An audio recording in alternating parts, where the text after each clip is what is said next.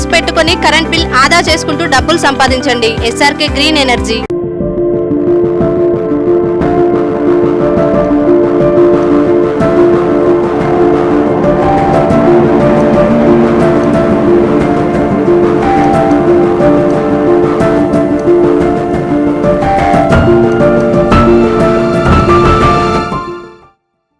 Double bedroom కట్టిస్తానే మమ్మల్ని గుడిచెలు తీసుకొచ్చి వేసిండ్రు. నాశనం 16 రూపాయలు అయిన ఇప్పుడు ఇంద్రాం పథకం కింద ఇండ్లు, ఈ ఇండ్లు, ఆ ఇండ్లు అని మమ్మల్ని మోసం చేసిన అడిషర్ల ముంచి లేదు. మంచి చిన్న చిన్న పిల్లలు పాములలో నీళ్ళు లేకుండా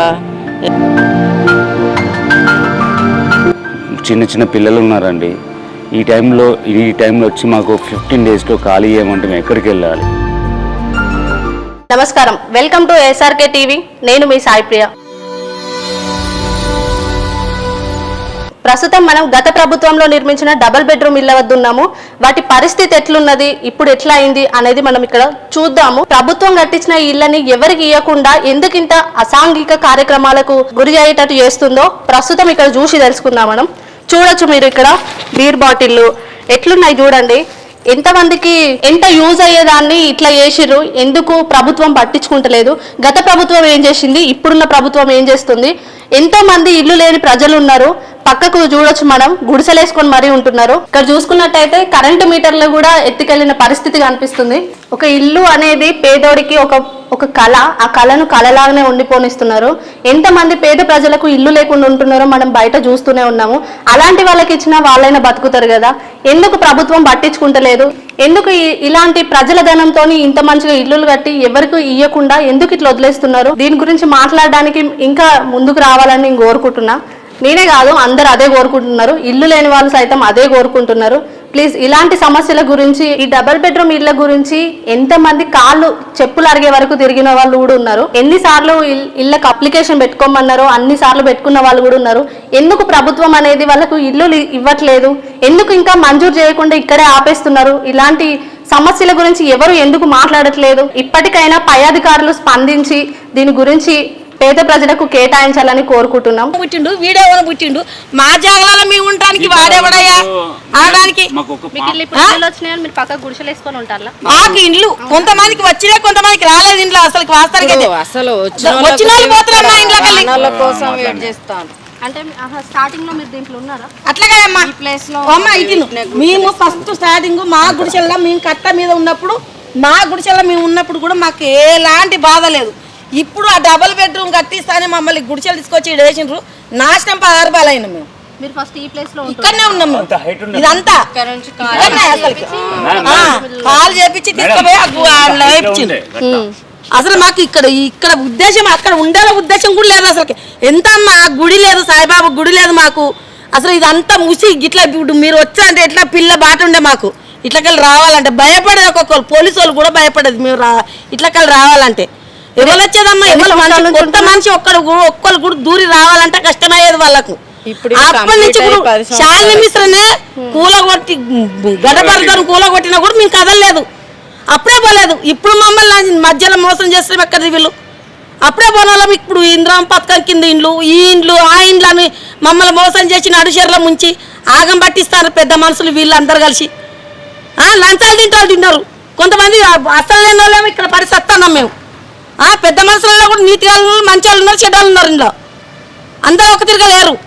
కొంతమంది ఇక్కడ సచ్చిటోళ్ళు కూడా ఉన్నారు పెద్ద మనుషులు కూడా. మరి న్యాయంగా మాట్లాడాలంటే లంచాలు తిన్నారు, అన్ని తిన్నారు. లేనోళ్ళకి ఏమి లేకెడతా అంటే ఉన్నోళ్ళు పోయి ఉన్నోనికే పెడతాను. మళ్ళీ లేనోళ్ళు ఎక్కడ పోవాలి? ఎక్కడ చావాలి వాళ్ళకి వద్దా ఇల్లు? వాళ్ళు బతకొద్దా? వాళ్ళ పిల్లలు లేరా? వాళ్ళ జిల్లలు లేరా? అదే గుడిచెల్లో బతకాలా? అదే గుడిచెల్లో ఉండాలనా?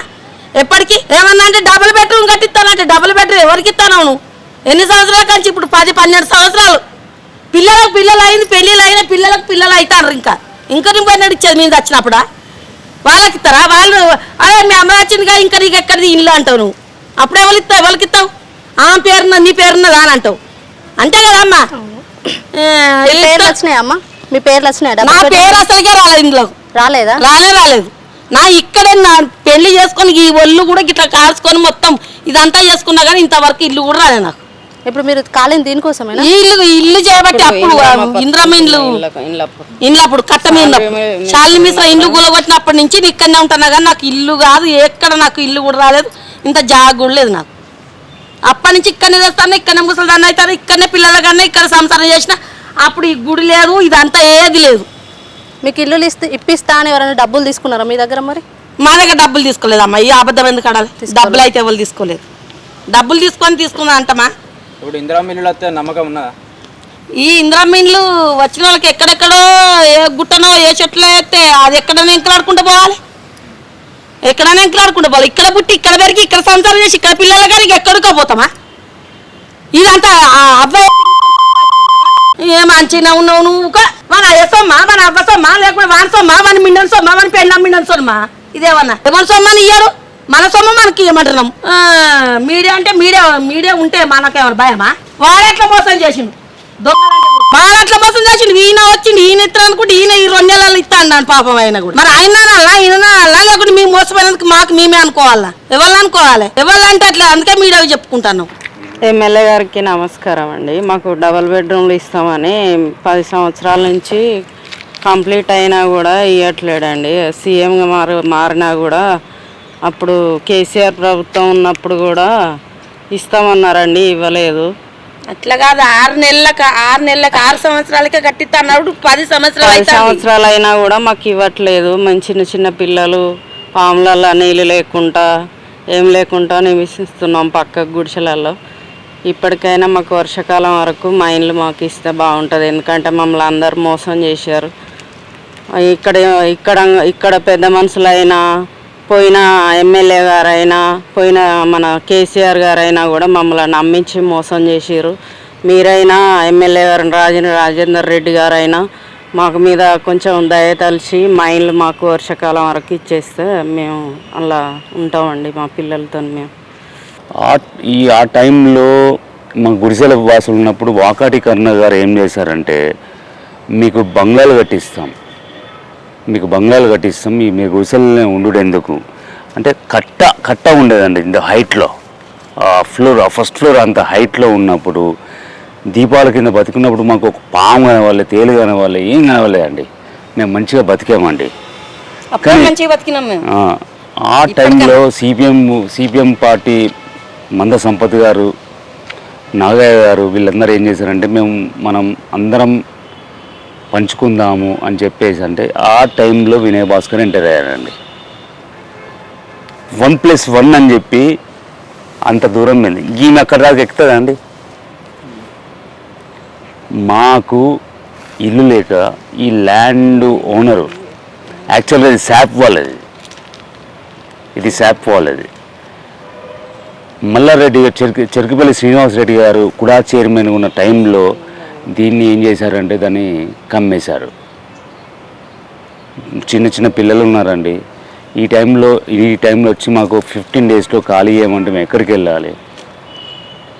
ఇప్పుడు ఎక్కడికి వెళ్ళాలి మేము? వాకాటి కరుణ గారు మమ్మల్ని చాలా ఘోరంగా మోసం చేశారండి. మాకు ఏమొద్దండి, ఇల్లు లేవకపోయినా చుట్టూ బ్యాక్గ్రౌండ్ ఉన్న నా దగ్గర బ్లూ ప్రింట్ ఉన్నాను, నేను ఇస్తా. మాకు ఈ ఇల్లులు వద్దండి. మా అమ్మకు 55 years, ఆ ఫ్లోర్లో వస్తే బతుకుతుందా? ఎక్కి దిగేసరికి పోతుంది. దయచేసి మీ మీడియా తరఫున దయచేసి నేను చెప్పేది ఒకటే, మీకు చెప్పేది ఏంటంటే మాకు సపోర్ట్ చేయాలండి, సపోర్ట్ చేయాలండి దయచేసి. ఇక్కడ డబుల్ బెడ్రూమ్ ఇల్లులు పూర్తయి 10 సంవత్సరాలు గడుస్తున్నా వాళ్ళకి ఇల్లులు ఇవ్వట్లేదని వాళ్ళు వాపోతున్నారు. పక్కనే గుడిసెలు వేసుకొని ఉన్న పరిస్థితి మనకు కనిపిస్తుంది. వాళ్ళకి ఇక్కడే ఇల్లులు ఇవ్వాలని వాళ్ళు డిమాండ్ చేస్తున్నారు. వాళ్ళకు డబుల్ బెడ్రూమ్ ఇల్లులు ఇస్తా అని వాళ్ళను నమ్మించి వాళ్ళకి ఆశ పెట్టించి వాళ్ళని ఆ ప్లేస్ నుండి ఖాళీ చేపించి పక్కకు నెట్టేసిన పరిస్థితి కనిపిస్తుంది. పాపం వాళ్ళు చూడండి, ఇలా చిరిగిపోయిన పాపం గట్టిగా గాలొస్తే కొట్టుకుపోయే గుడిసెలలో వాళ్ళు ఉంటున్నారు. దీనమైన స్థితిలో ఉన్నారని వాళ్ళు పాపం వాపోతున్నారు. ఎలాగైనా ఇప్పటి ప్రభుత్వమైనా వాళ్ళకి కేటాయించిన ఇల్లులు వాళ్ళకి ఇవ్వాలని మనము కోరుకుందాం.